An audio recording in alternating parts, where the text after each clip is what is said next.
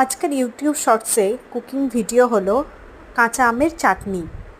কাঁচা আমের চাটনির জন্য প্রথমে তেলের মধ্যে শুকনো লঙ্কা আর কালো জিরে তেজপাতা দিয়ে একটা ফোড়ন দিয়ে দেবো। ফোড়ন দেওয়ার পর তার মধ্যে টুকরো টুকরো করে কেটে রাখা কাঁচা আমগুলো দিয়ে দেবো। দিয়ে দেওয়ার পর ওই মশলার মধ্যে আমটাকে একটু নাড়াচাড়া করে নিয়ে তার মধ্যে একটু হলুদ একটু নুন দিয়ে দেবো। দিয়ে তারপরে আবার একটু ভালো করে ভেজে নেব ওই তেলের মধ্যে, যাতে আর হলুদটা আমের গায়ে ভালোভাবে মেখে যায়।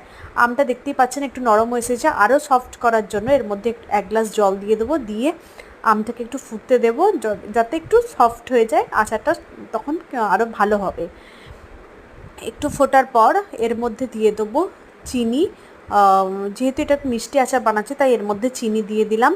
আমি একটু কমই চিনি দিয়েছি, একটু টক আর চিনিটা একটু ব্যালেন্স করে করলাম। তারপরে এর মধ্যে দিয়ে দিলাম পেস্তা কুচো কুচো করে কেটে রাখা।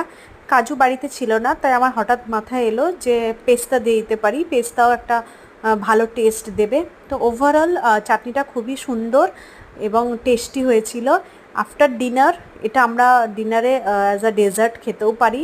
আমি যেহেতু কাঁচা আমের চাটনি, এখন আমের সিজন, তো আমরা এইটাকে এইভাবে একটা মিষ্টি আচারে বানিয়ে, আচার বলো অথবা চাটনি বলো, মিষ্টি চাটনি, কাঁচা আমের মিষ্টি চাটনি দারুণ টেস্টি হয়েছিল। আপনারা একবার বানিয়ে বাড়িতে খেতে পারেন, বা রান্নাঘরে থাকা খুব সামান্য উপকরণ দিয়ে এই চাটনিটা খুবই সহজ পদ্ধতিতে বানিয়ে নেওয়া যায়। আপনাদের কেমন লাগলো জানাবেন অবশ্যই। Thank you for watching.